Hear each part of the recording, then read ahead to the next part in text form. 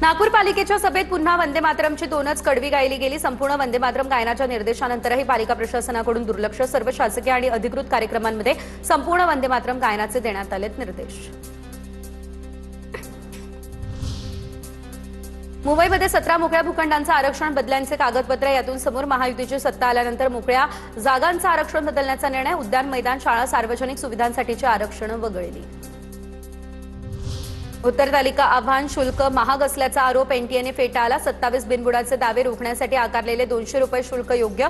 NTA अधिकाऱ्यांच्या एका विद्यार्थ्याचं आव्हान स्वीकारल्यास त्याचा थेट फायदा परीक्षा दिलेल्या सर्व लाखो विद्यार्थ्यांना होणार।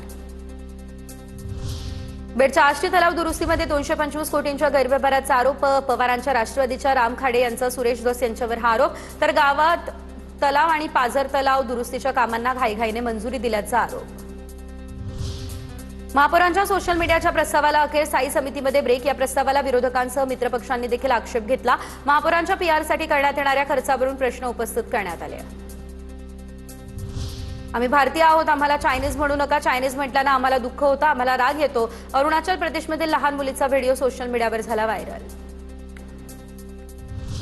मध्य आफ्रिकन प्रजासत्ताकमध्ये सोन्याची खाण कोसळली। दुर्घटनेमध्ये 100हून अधिक लोकांचा मृत्यू, अनेक जण बेपत्ता। तर कॅमेरून सीमेजवळील झाम्बोए या गावामध्ये मंगळवारी खाण कोसळल्याची घटना घडली। पाकिस्तानचे माजी पंतप्रधान इम्रान खान यांना आदियाला जेलमधून शिफा रुग्णालयामध्ये हलवलं। पाक सर्वोच्च न्यायालयाच्या आदेशानुसार इम्रान खान यांना हलवलं। रुग्णालयाबाहेर कडक सुरक्षा व्यवस्था देखील तैनात करण्यात आली। विष्णू गँगचा सदस्य कमल एफबीआयच्या रडारवरती। अमेरिकेमध्ये आंतरराष्ट्रीय गुन्हेगारी प्रकरणी शोध सुरू। आंतरराष्ट्रीय गुन्हेगारी आणि खंडणी वसुलीच्या कटात सहभागी असल्याचाही आरोप।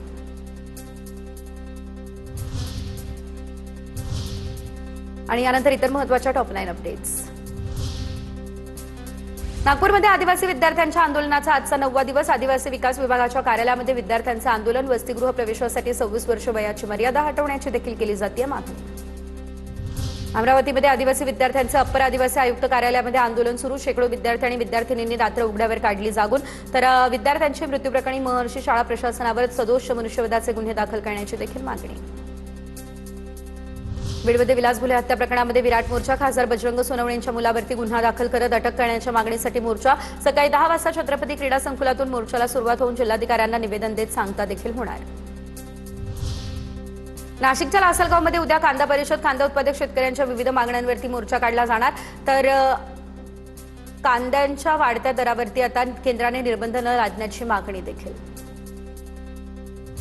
देगलूरमध्ये दिव्यांग मुलीचं संशयास्पद मृत्यूचं प्रकरण। सखोल चौकशीच्या मागणीसाठी ग्रामस्थांचा रात्री कॅन्डल मार्च। मृत्यूप्रकरणी मुख्याध्यापकांसह 6 जणांवरती पोक्सो आणि अॅट्रॉसिटीसह विनयभंगाचा गुन्हा देखील करण्यात आला दाखल।